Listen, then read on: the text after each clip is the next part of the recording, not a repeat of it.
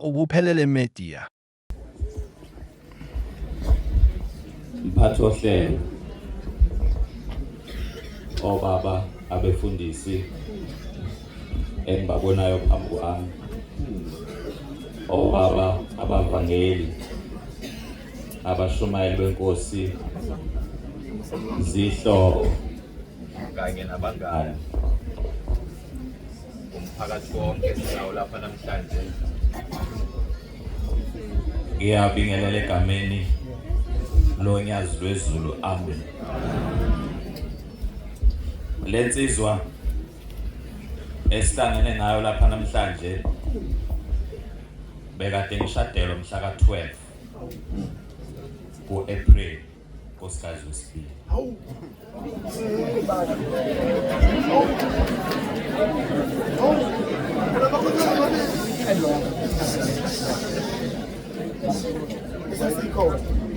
Okwamanje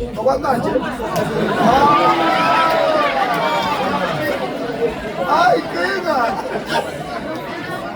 Eso me lo pega. lensizwa ke bangcwele emphakathi wonke yayisini emshadweni wami mhla ka-12 siniqephuza kanye nezinsizwa lezi kade ikhuluma la. Ngizocela ukuba ngimcelele kuNkulunkulu wasephakameni ngendlela uShemba asifundisa ngayo. Sengibongile nje kubaba umenziwa mphathi wezinsizwa. Cha, bengisazoya ukuthi mkhwe wami ubaba kamakoti wami loya wesibili. Abo. Elamzalo sikhuluma shoti. Siyabonga esenikwenzile manje nikwenzela lensizwa. Wake wangixoxela ugogo ozala ubaba uthi ngelinye ilanga besemkhayidini inkosi yasekuphakameni ulanga phuma Sikothe iphethe inkonzo.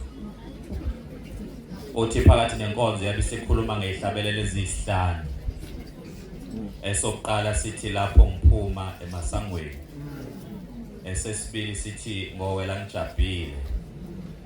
Esesithathu sithi namhla lizwakele lelo lizwi laphakade. Esesine sithi ngeza ngingedwa elizweni ngokuphuma ngikwanjalo. Esesihlanu sithi ngingumhambi emhlabeni, likhona ikhaya lami ngizongena ngenjabulo ngokuthanda inkosi. Uthi ke yabi sithi inkosi maNazaretha novamise ukuthi uma kukhona umuntu ohambile emhlabeni nihlabelele lezi ngoma zonhlanu. Uthi ngoba ngalesi sikhathi nihlabelela lezi ngoma ingelosi ezulwini ziyozwa yona ndlela eziyozwa ngayo ukuthi khona umuntu osuka emhlabeni othabatha uhambo luze liphaya ezulwini. Uthi zobe sezishiya izulu ngaso leso sikhathi seyiphenduka abahlangabezi bakhe zimhlangabeze. Ngizocela ukuba sifube yodwa ke lezi ngoma 159 amavesi amabili nje kuphela.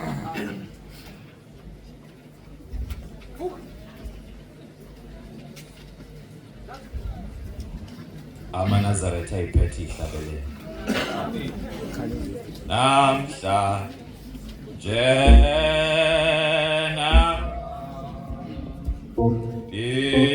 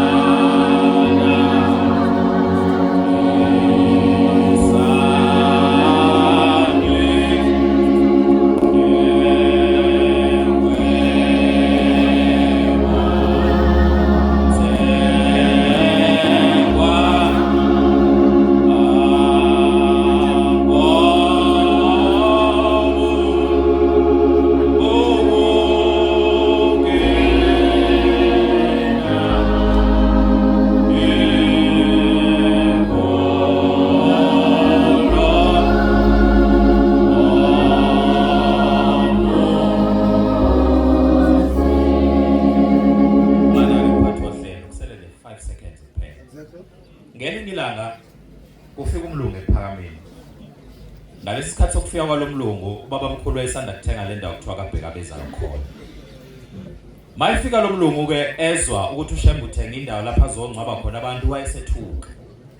Wayeseyabuya ubaba mkhulu eyombuza.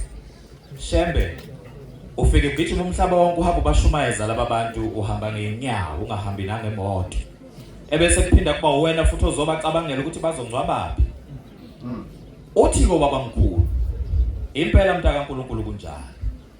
Njengoba ngithengele indawo mina ukufika kwami la emhlabeni uNkulunkulu wayengithuma ukuthi ngizolungisa indaba yethuna, ngilungisa indaba yemphefumulo yabantu ukuthi ingaduki. Uthi njengoba ngithengele indawo yakwaBheka bezayo ngenzela ngamhlaka ufika lesiya sikhathi akhuluma ngaso uDaniel umprofeti lapha khona uNkulunkulu ayobe sengibuza ukuthi Shembe amathamba laba bantu obuhamba bashumayeza umhlaba wonke wawabekaphi. Uthi ngoba sengikhomba ngithi inkosi napho la engawabeka khona. Uthi lapha ethuneni ilapha kuqala khona isigaba sokuqala sokwahlulelwa ukuthi uhambe kanjani emhlabeni. Umzimba lo oyidokodo lakho la uNkulunkulu ahlala khona uphathe kanjani. Uma sisuka la siye emalibeni sizofika lapha sime phezulu kwesidumbu sakhe uZwide. Ebese sesifunda incwadi ethi uDuma libekuwe wayesetshelekile. Sithi silindele ukuvuka ongenakubona esakwethenjiswayo. Sithi makavuke lo esimbelayo namhlanje akwembethe ukubola ngosuku lwenkosi. Usuku lwenkosi ke usuku lwesithathu. Lolu Shembe asifundisa ngalo wasethembisa ngalo wathi umuntu uyolala ethuneni ebese ngosuku lwesithathu bese seyavuka ethatha indlela ebheke ekhaya ezulwini. Amen. Angisho ke lokhu indlu igcwele.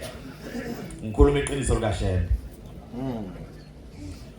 Lo esimbekayo namhlanje akayikhona emndenini. Kodwa uya ezulwini uShembe asethembisa ngalo wathi ngale ngaphesheya kwethuna ukhona umuzi wasekuphakameni okhazimula ngaphezulu kwelanga nenyanga. Uthi ngelinye ilanga mayikhuluma nomfundisi uMngoma uthi mfundisi ngiyafisa ngelinye ilanga ukuthi ke ngikuthathe ngiyokubeka lo muzi ngikukhombise lo muzi. Uthi nginesiqiniseko sokuthi uma usufikile lapha ya mase ngithi asibuyele emuva Mngoma uthi uyokwenqaba. Ilapha ke lo abheke khona abantwana benkosi. Ngiyazi ke abangcwele bathi kukhona izulu lomndeni akuphikike lokho mhlambe likhona. Kodwa uShembe akasitshelanga ngalo. Wasitshela ngomuzi ongale yangaphesheya kwethuna wathi kusekuphakameni. Ayibonge inkosi. Inkosi ayibusise nekuzwini. Mbambe ngesandla. Mbambe ngesandla, mbambe ngesandla. Mbuke. Awumtshela ukuthi uyamthanda, Ayimnyakazise. Umtshela ukuthi ngiyamthanda. Awumtshela ukuthi sizophelezela uKhanyisani. uKhanyisani Nxumalo. uKhalabe Mgeza. Insizwa ethanda unyazi lwezulu. Umnyakazise lonke leduze kwakho. Sekulungile. Never failed me yet, has never failed me yet. Jesus love has never failed me yet. Oh, there is one thing I know.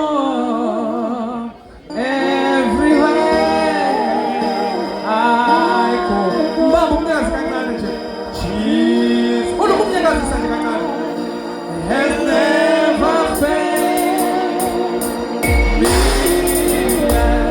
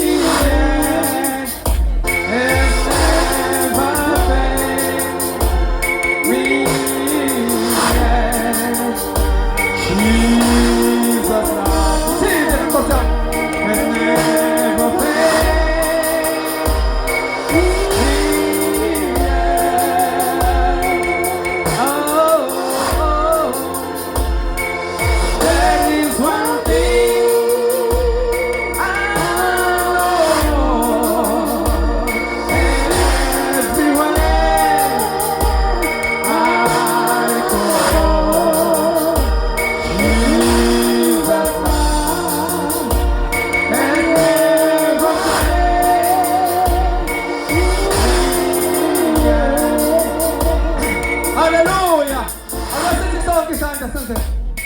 Asithi. Awikhawe besihamba nalo. Hela, asisho manje samba. Sesiyaphuthuma madoda. Ikhawe besihamba nalo. Hela. Ay madoda. Awikhawe besihamba nalo.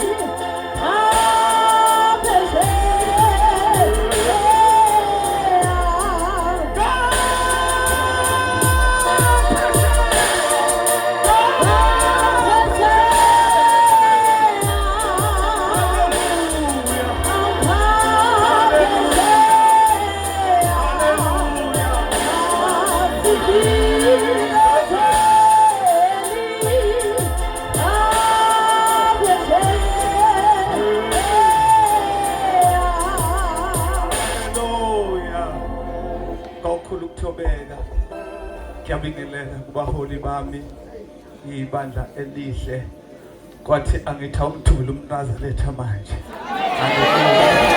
Haleluya. Ngithanda nje isizotha bobaba bami eninaso nibahle. uNkulunkulu kaShembe anibusise. Haleluya. Ubaba ke bazalwane umfundisi ubaba uNjeke ngiyakholwa bazalwane. Zikhona iziphi izindlela kodwa ngiyambona uNkulunkulu enqobela. Bathi ke ubaba angibe umlomo wabo. Cha siyamazi ubhuti. Haleluya. Mayihlangana nayo ubhuti. Bithobekile lensizwa.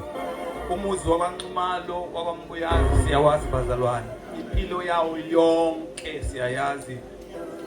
Kusekhona ubaba. Ukhona ubaba owayekhona la ekhaya bamazi owayibiza ngobakhalavani. Aphepha ukuthi eyobekwa endaweni yokugcina. I'm one of them. Engangikhona ngiyombeka.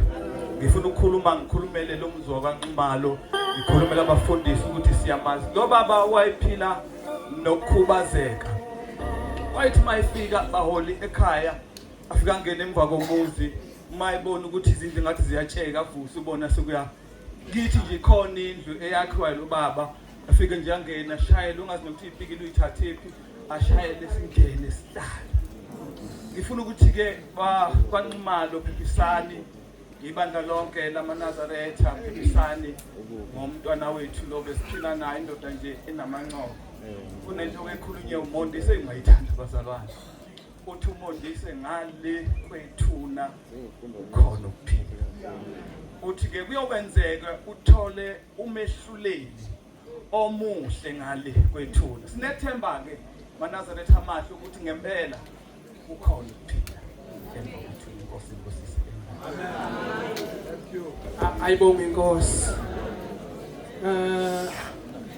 Kunosisi lapha usinenhlahla o la de hlala khona uZwide usinenhlahla useduzane uma engekho bengisacela ukuphuthuma ukhona okay ngosama vele waba kude kakhulu wow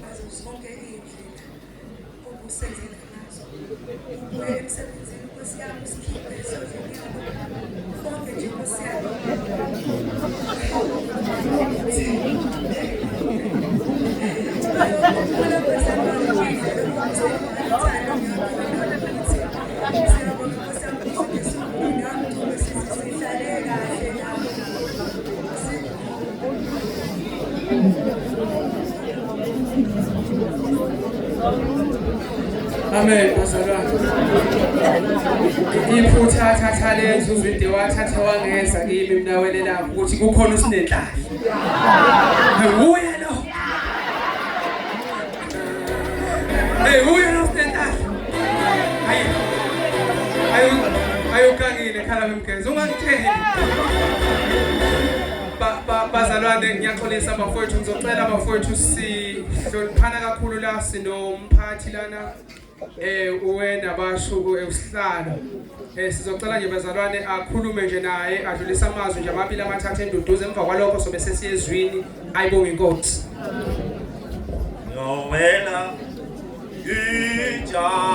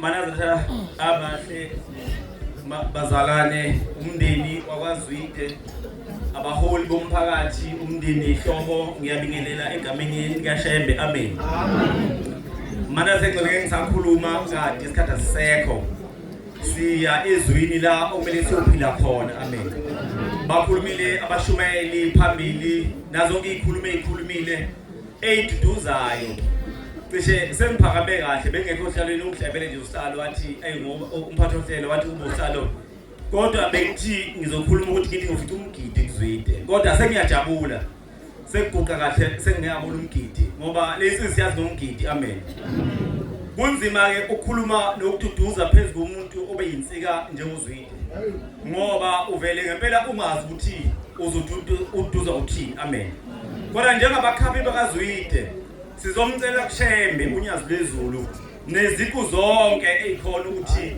aze amkhumbule endleleni yakhe njengoba simkhapha amen uzwide ke uthiwe ngibuya inabashu uhle noma ngathi intshama nazo lethi ihlelile ngaphansi kwenkonzo yamanaziri amen uzwide beyihlelile ezinhlelweni zamanaziri ngaphansi kwezinsizwa zomgidi amen ngimcelela ke ngengelosi yakhe yomgidi menziwa sihlalo kazwelo kwakhona konke engangayibona ngithe u2013 inkoshi ziyongena ngaphakathi qala ukuhamba uhambo lasenyokeni uShembe esuka la kwaMpunyoni ngake ngabuka enye into ngiyithi umuntu othi inkoshi yisosha noma amasosha noma iarmy usuke iunderstand kahle lento amen kuthiwa ke ingelosi ngimcela ngayodwa bese ngihlala phansi sihlalo kuthiwa khona umlungu owake wabuka umgidi ngelinye ilanga wabuka umgidi kuthiwa kade umkhuzo wamasosha wayekade ezilwa izimpi ngithi ke ngesikhathi saphambilini wawuphronyothwa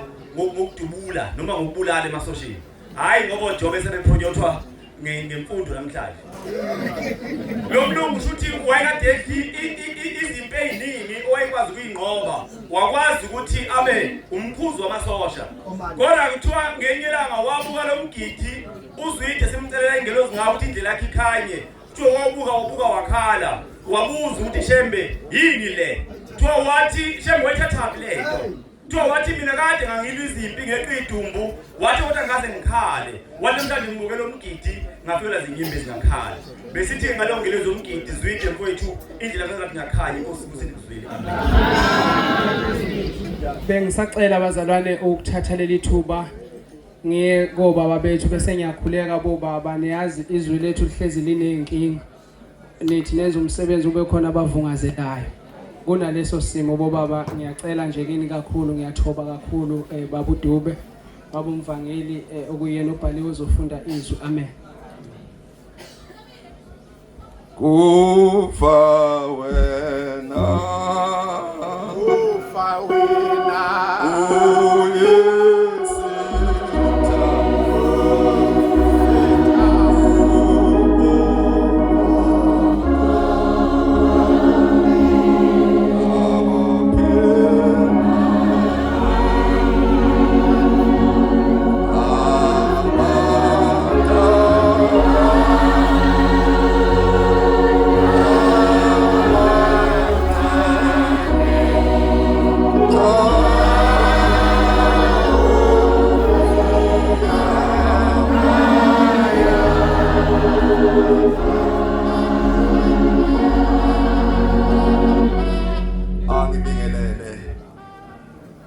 abangcwele bonke abakhona egameni lenkosi amen kakhulu ngibingelele umndeni kaNxumalo wonke egameni lenkosi amen bantwana benkosi angizukuphatha izwi khona ubaba umvangele eduze kwami uvangela umnguni osuke entabeni zasendaba yakhe mina kuphela abantwana benkosi ngizocela nje ukufunda incwadi ezimbili kuphela incwadi yabaseGalatiya sike isinde esingelesine ngiyaphuthuma nje kakhulu ngenzela ukuhlala phansi bantwana benkosi sike isiGalatiya baba Mondisi funde Mondisi lensizwa bantwana benkosi esihlangene ngayo lapha izilobele incwadi le ncwadi efundwayo namhlanje ngayo engikuthanda kakhulu bantwana benkosi ngithanda amazwi omndeni wakhe. Umndeni wakhe ukhala ngento eyodwa. Uthi umndeni namhlanje akasazi ukuthi ubani ozosonda. Ngoba ulomfana obesonda uyena bhuti wethu obelithemba lethu. Abantu abaningi kamadoda amaningi ayekwesaba ukondla. Ingane zilambe uyisekhona. Kodwa lo mntwana lo mndeni ngisumndeni wakhe ukhala ukuthi asazi ubani ozosonda sikisifo. Karathi akube lo ahlole umsebenzi wakhe. Ithi le ncwadi bantwana benkosi makube lowo nalowo olapha ethendeni ahlole umsebenzi wakhe ukuthi mangabe usewulele kuyokhulunywa kuthiweni ngawe. Lensizwa ilobile incwadi yayo lapha ekhaya emndenini yenze iloba nasekuhambeni. Ithi le ncwadi makube lowo nalowo ahlole umsebenzi wakhe. Khona uyakuba nokubonga Ithi le ncwadi kababa Mshumayeli khona umuntu uyobonga ngomsebenzi wakhe awenzile emndenini naphakathi komphakathi. ungabi Kungabi ngokomunye. indaba yomunye kodwa kuyoba indaba yakho. Uma uphethe kabi umndeni wakho kuyoba indaba yakho nalokho. Ngokuba yilowo uyakuthwala wakho umthwalo. 45 kule. Ivesi ngelesithathu. 45 kule. Ivesi ngelesithathu. Mundisi. Sengihlala phansi bantwana benkosi ngizela ukuthethetela izwi. Ubusisiwe obapha amanxeba balimeleyo. Lethi le ncwadi bantwana benkosi ilotshwe unyazi lwezulu. Lwase lusiphathisa yona.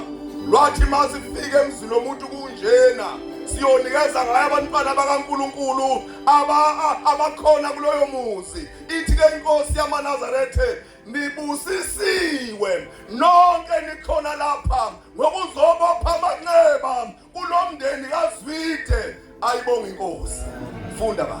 Ngokuba ukulimala kusika komuntu oyedwa. Ithi le ncwadi bantwana benkosi ngoba ukulimala kusikhona kwalomndeni kuphela kodwa kunjani? Okwabantu Uthi bonke. ushembe kulimala kwalomndeni akusikhona kwalomndeni kuphela kodwa kwabantu bonke. Abaphansi komthunzi Abakhona wala. phansi komthunzi welanga uma kunjani? Uma uphilile namuhla. Uthi ushembe umuphila namuhla kuzoba njani? Nawe kusasa. Nawe kusasa Uzolimala. Ufuna bakopha. Badinga laba bantu. Funda ba. Ubusisiwe wesula inyembezi. Incwadi inkosi yamaNazaretha unyazi lwezulu nibusisiwe ngoba izandla zenu zine-handkerchief yokusula inyembezi kulomndeni. Ayibonga inkosi.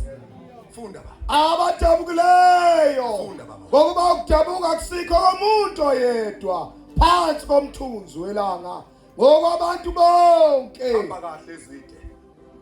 Hamba kahle insizwa sezulwini. Ufike kulomuzi ushemba sethembisa wona. Khumbula mayifika inkosi uJesu emhlabeni. Ithi inkosi uJesu yelalelana inhlizweni mangakhathazeki.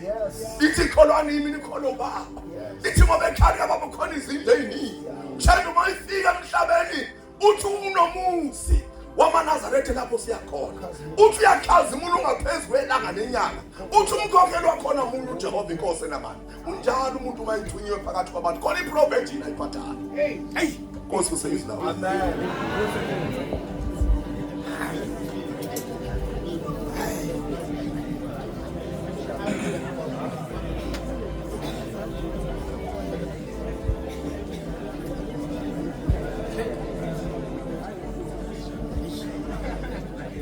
Ori inkosi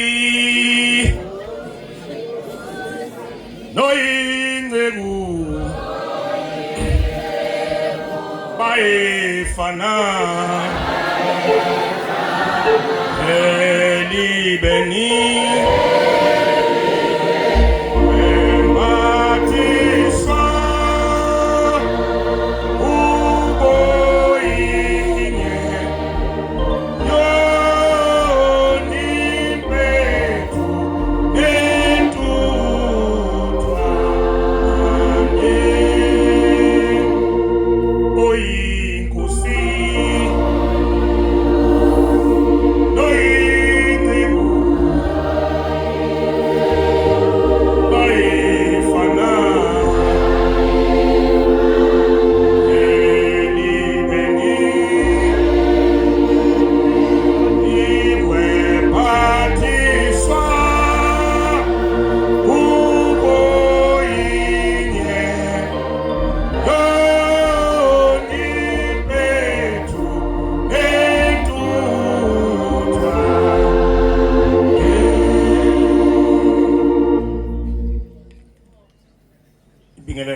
ngicela umkhandlu wenkosi ngibingelela abagcotshwa ngokwekhundla zabo abakhona la, ngibingelela umphakathi okhona la nabasivakashele emzini wakwaNdwandwe ngokukhethekile, ngibingelele wona umndeni wakwaZithe egameni elihle loNyazi lwezulu, amen. Bantwana bakaNkulunkulu, lokho kungehlelayo kuvamile. Ngike ngayinhlangana enhlanhla ke ngikulokhu kuNazarethe, ngikhulele emakhaya nginsizwa yasemakhaya, ngiyabona sekuyenzeka lokho engikwaziyo. Bengihamba nami makuthiwa kushoniwe, ngibe kuleli qembu leli elilungisa indlu yomfowethu. Ngiyafisa abazalwane behlale beqonda njalo ngikusho uma ngisemngcwabeni ukuthi asibokuqonda ukuthi laba bantu abalapha abakha indlu ulima abalukhulumayo kulona lo lesikukhulumayo. Njengamanje nje sengimbonile umyevela lapha umphathi wohlelo. Isikhathi esiningi ke ukuthi uma sekufika lesikhathi sokuba sithathe iswi, thola isikhathi asisekho. Kodwa ke njengomuntu ngisho ngithi ngihambile indlela semalibeni, ngaphinde endaweni ngaziwa ngiphatha inhlelo. Into esigejisayo indlela inhlelo esizenza ngayo. Uma uphethe uhlelo nika abantu okuthiwa abanike bakhulume uqede ubuyele futhi unike omunye uliphushe uhlelo luhambe. Uze makufika lesikhathi sokungathi noma usuyihlabelela wenze konke into uyabona isikhathi ususiphushile. Amen. Njengamanje nje ayisekho into engizobe ngisayisho. Sebevelile ngiyababona ukuthi bevela la. Ulima abalukhuluma baholo unyulini. Ngifisa ukudlulisa lokho bantu nangivumo.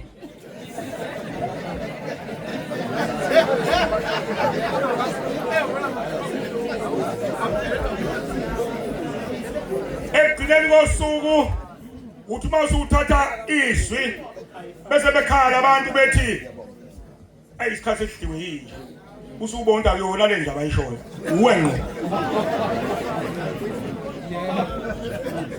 Ngifisa abantu abakashembe abantu bakaNkulunkulu uqala ngidlulise udabuko okukhulu ngalensizwa yakwaZithe. Njengoba umfowethu Mhlongo enginayo ethempelini ephethe insizwa evukanatha bengisuka khona, sithe masiswa lento yasiphatha kabi kakhulu. Sazama ngawo wonke amandla. Siyazi insizwa benginazo 23, ngikhuluma kakhulu 23. Ngikhuluma ngalensizwa. Sayimisela bekufanele ngibe komngcwabo kwamjado endaweni. Ngaxolisa ngashiya uMshumayeli uThabekhulu ngathi angixolisele kwaba kwamjado. Ngathi kangikwazi ukuthi uZwide uma esefika ngabibiko. Ikakhulukazi ngomvangeli waleli thempeli obelisebenza ngendlela esimanga. Ngaphuma nonkosikazi onganile ongikhokheli nami la isihamba naye. Saphekezela insizwa. Sazama ngayo yonke indlela ukunikela ethempelini ukuthi kube khona esikuvezayo emndenini wakwaNdwandwe. Ngithi insizwa izulu uShemba benawo akufukamele. Indlela ozoyihamba uShemba wasifundisa into enkulu kwathi asibokwenza u23. Lo 23 yankozo yobuNazaretha uyanikelelo. Uthi ke uShembe yona into ekusizayo. Ngoba ukuthi mase ngihamba nawe endaweni ezinzima lezi njani bese ngicaphuna umnikelo ukunikela ngiphosele lezi zilwane ezifuna ukudla sothi ngibele kuwo bese ngiyigold into yami ngihamba nayo. Amen. Sithe enkonzweni njalo ke bantwana benkosi. Ngakho ke njengoba ngithatha leli izwi ngizomfishale bafowethu ningibekezelele. Njengoba ngithatha leli izwi ngithathiswa ukuthi kufanele abantu bonke mabela enkonzweni bakuqonde ukuthi izwi yilo lelibalulekile emngcwabeni. Amen. Abanye bayebeze befise ukuthi anibe phakathi nendawo kodwa umthetho wenkonzo awuvumi kanjalo.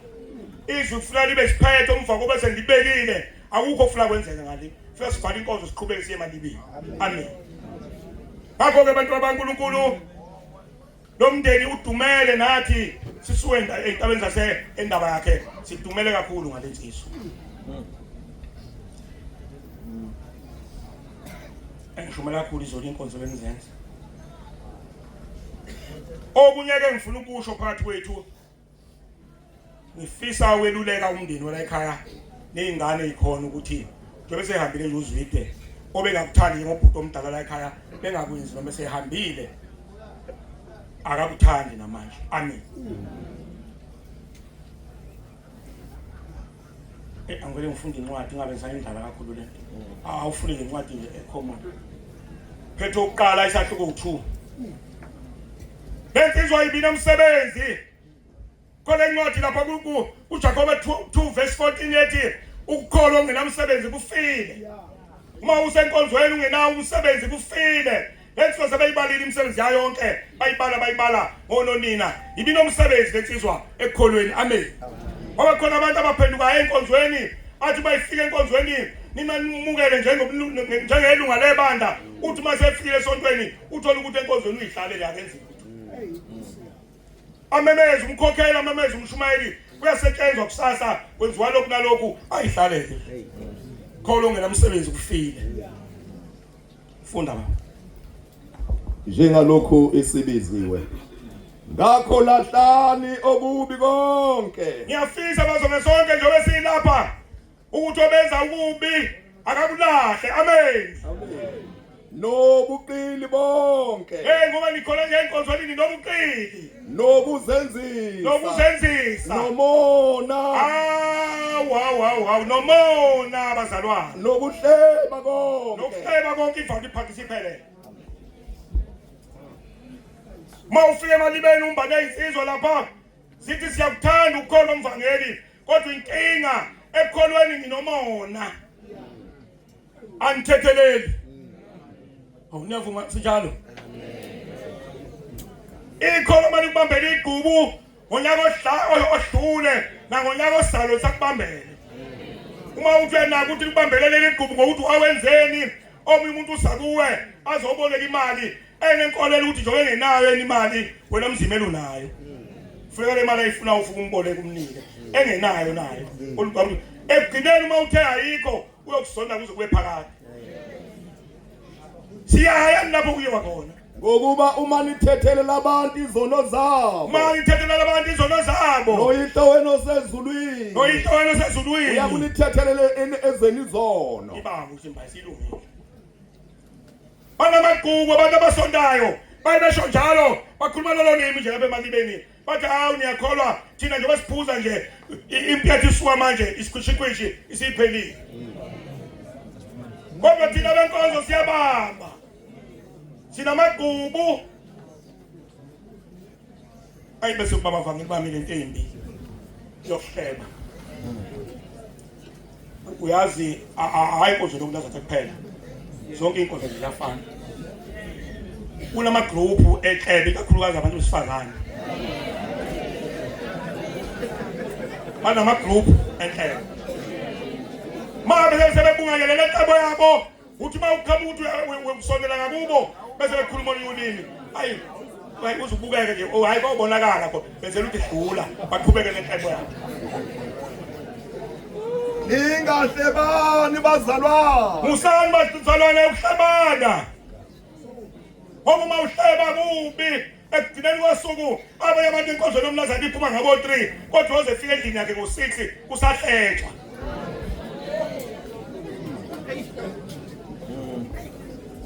Yona nto inkinga kakhulu le bantwana. Asikulahle konke lokho. Amen.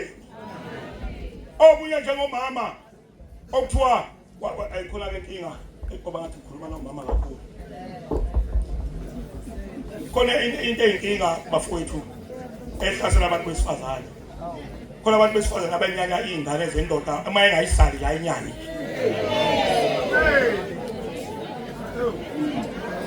Uma engayisali ayinyani nje. Ebese egcina bese benomqondo wokuthi njobe thandeza yakhe nje siyophumelela zonke uthi la enyanyayo iyofeyili ngabi nalutho eyokwenza kodwa ngokuNkulunkulu akwenzeki kanjalo. Nangu lo mama lo esonda ingane wayeseyibekela ingane yakhe umnikelo noma imali yokuthi mayiphasa umatric ayise university. Sase sifika isikhathi sokuthi iphume imphumela yayisifeyila lengane yakhe kwathi la isondayo yasiphasa. Wangayinakala kwindawo adino wafa udinwa ukuthi iphasila kuyayinyanya. Ngoba lezenza izinto embi ingane uma uyinyanya uyithuma ngisho ebusuku ukuthi ngikuzimalanga. Eyaphi ibuyisele ekaleni. Wahamba bayisiza lengane kwafika isikhathi sokuthi iphumelele yafika euniversity yafunda yakwenza konke okuhle kwathi mayisebenza yathi mayibuya yafika yathi mama ngiyazi uNkulunkulu ungangithandi ungisonda kodwa mina ngiyakuthanda ngoba umama yathi umukeli uzofanele umukelise khona amen ayizange ibe nalo igugu ayizange ibe nalo igugu Luka 12 verse 2 ithi kakukho kufihlo ongevela uma umama noma ubaba uneyimfihlo kodwa ngelinye ilanga likuyovela ngifisa ukudlula lapha ekuthenini sekunedimo leselenzeke emsini yobaba sifike insizwe ihambe yosebenza ibuye nemali enganeni zayo ithi makoti wami nanku umnikelo hamba uye empangeni uyogrosela izingane zami athi mayiphuma ekhaya wesifazane ngokuwazi ukuthi indoda akayazi avela aqale ekhasini kudala ekhasini la ngokubona lithule akukho fihlo ongenakuvela njengoba ukwenza nje ufihlile ngelinye ngakuyovela obala inenkolelo ukuthi base kuvela uyophindika umshado amen uNkulunkulu ubusise nebuzini uNkulunkulu ubusise ukuphama kwabangcwele Ubuphelele Media.